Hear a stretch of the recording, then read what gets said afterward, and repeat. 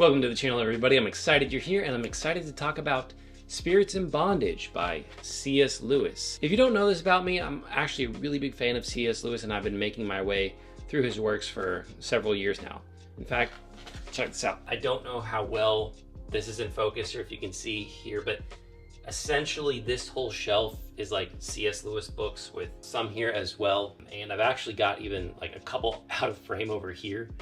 And I've actually read most of these. I've got a handful that I haven't, and I'm making my way through them all. Which brings me back to this, Spirits in Bondage, which you may or may not have heard of, depending on how familiar you are with his work. A lot of people know him for Chronicles of Narnia, obviously. That's probably what he's most well known for.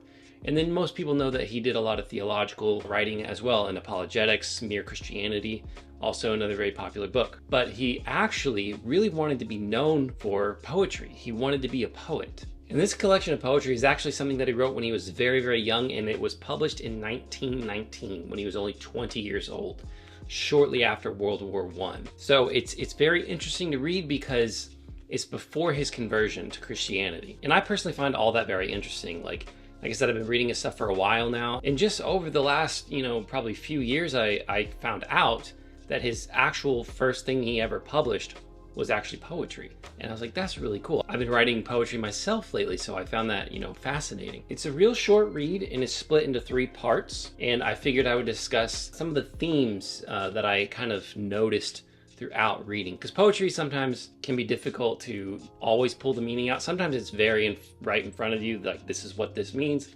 Sometimes it's written in a way to where it's like you have an idea, but it could spark some other ideas, or upon rereading it again at a different time in your life, it could mean something else. And I think that can potentially be a sign of really good art, depending on how it makes you feel.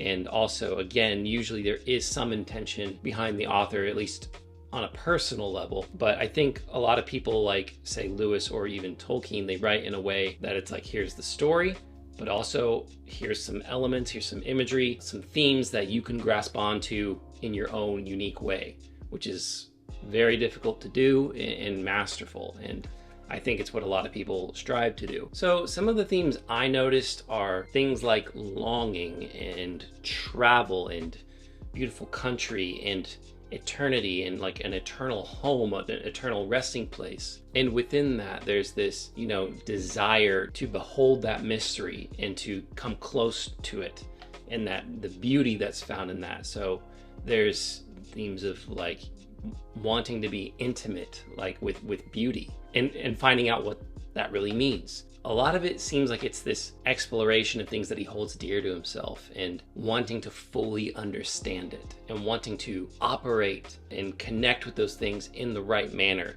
to experience them to their fullest. There's a lot of Christian imagery in it, and there's also a lot of pagan imagery in it.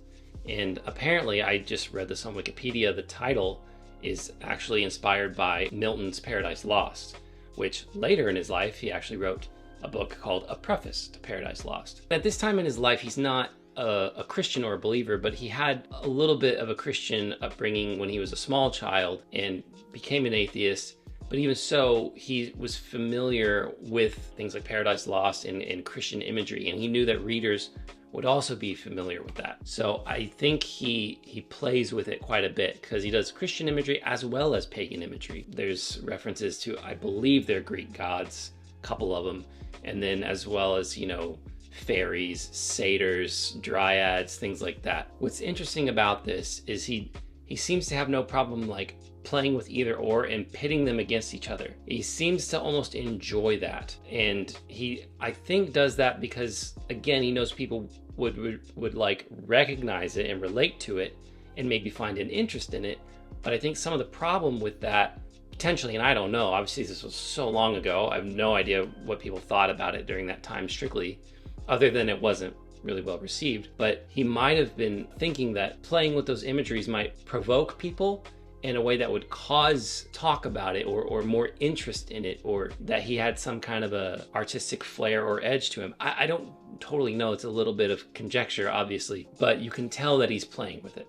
But what's interesting to me, what I seem to get out of it, and if you're watching, if you're a scholar, feel free to drop some comments and clarify some of this for us, give us some more knowledge. I'm all about learning. But to me, it seems like he has a difficult time reconciling this imagery and reconciling the natural with the supernatural, because he's brilliant. He's a smart young man at this time in his life, and he's obviously still going through his education, and he's going to be in Oxford Dawn as well, so he's in this state of learning. So he has this scientific, naturalistic worldview, but he has this great longing for things that are beautiful and things that are fae, things that are fairy, magical, mythic. He's attracted to it, and you can see in this poetry that it's like an exploration of like, why do I feel this way when I know it's not real? Basically, he doesn't believe those things are really real, but he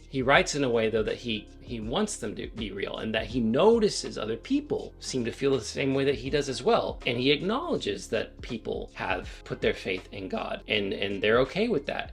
It's just that he's not okay with that at this point in his life. He's just like, well, they can do that, but I have to do it this way. I have to do it through art or through poetry or through writing. So it's a bit hard to say, obviously, exactly what his thoughts were during this time. Now, there might be journal entries or letters that he wrote about this time that I haven't read yet. So again, if you got that knowledge, feel free to drop it. I'll get to it at some point in my life. Anyway, it's interesting to see that he's trying to like work out what he believes in his poetry while also trying to, be confident. And if I'm being honest, it seems a little cocky sometimes. It seems a little arrogant, which is funny because, like, yeah, he was a super intelligent man, but he also in a lot of his writing seemed very, humble and wise. Maybe not all the time, but generally, like, for as smart as he was, he seemed to be pretty humble in his approach to apologetics and things like that. But here, as a young man, there's times where I'm like, hey man, that's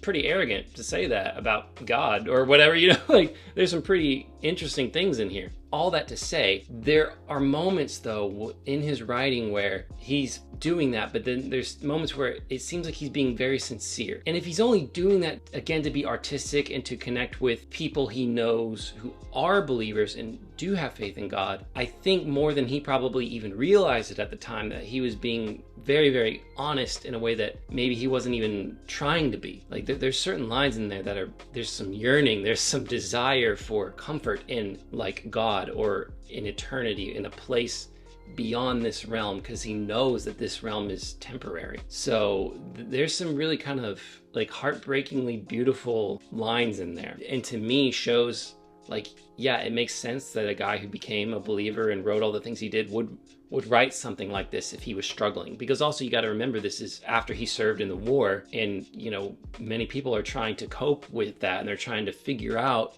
how to get back to civilian life and to deal with things like PTSD, if they've got trauma or whatever. Art can obviously be a good outlet for some of those things to relieve stress or to process feelings and whatever. But there's definitely poetry in this book. Even though some of it is like kind of cocky or heavy or arrogant, there's still moments of like, I can empathize with what you're saying here. Like it seems like you are really just trying to process, you're trying to be honest, you're trying to seek truth in some way. So to touch on that a little more, like, yeah, some of the poems are just, they're kind of heavy, they're kind of sad. And, he talks a lot about like voices and like dreams and spirits. And sadly, I think some of that he might have actually struggled with in terms of like having bad dreams.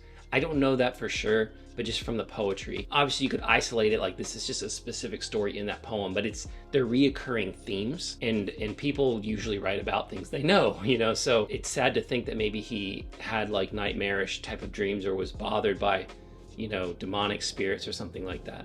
And I gotta say, I've mentioned before in previous videos, in terms of his poetry that I've read before, it's not my favorite, especially compared to someone like Tolkien. Tolkien is just so melodic and he flows and he rhymes really well. Lewis can sometimes do that, but with his book Narrative Poems, he has longer form poems in there, and one that he tried to write as an epic poem called Dimer. It's a difficult read, and like I can see the technical aspect of it is like really good. Like he knows how to use the English language and he knows how to structure things, but some of the artistry gets lost in that. He's so focused on, I don't want to say perfectionism, because like that may not be right. He might have been trying to make it artistic, but it's almost like the excellence outshines the artistry, or they clash. Whatever the case, it's like, I'm not saying I can do better. It's just that compared to other poets and poetry that I've read, it's difficult. This, however, is much more readable.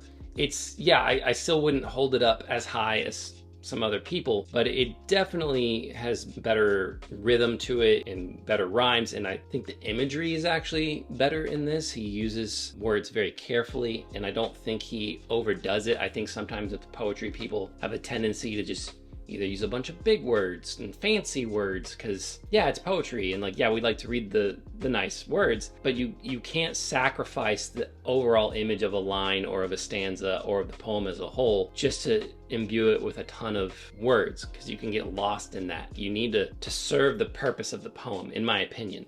But yeah, I think this flows much better than his other stuff. And just to tack on another little thought with all the other things I was saying about themes and heaviness and, you know, yearning as a whole, like all the things that are kind of packed into there, it's also a bit like mysterious and a little bit haunting. And I don't say haunting in a way like, oh, it's so scary, but it's just like there's still this sense of the spiritual. Like, it's called Spirits in Bondage for one, but the way that he jokes and plays with it sometimes, it's like, well, then why are you writing all these poems? There's still this sense of like mystery and wonder that he wants to get at. And I find that very, very interesting. So I would recommend this book if you're a fan of Lewis and if you're a fan of poetry. It's not going to be everyone's cup of tea, but if you're interested in some of his early writings, essentially his first published work, you know, I would say give it a shot. I'm also on this train of encouraging anybody to read poetry right now, partly because I've been writing poetry, but truly, I think I don't want to say it's a lost art form, because it's not, but I feel like a lot of modern popular culture, people, they shy away from it. It's like it's always going to be around, but I feel like it needs to become more of a staple again, because you'd be surprised how poetry can really move your spirit and how it can encourage you and embolden you, and you can understand people that you've never met because they've gone through things that you have also gone through.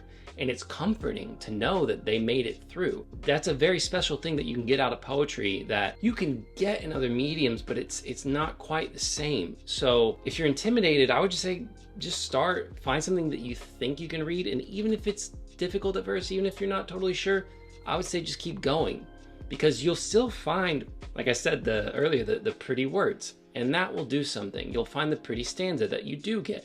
You'll get the funny quip.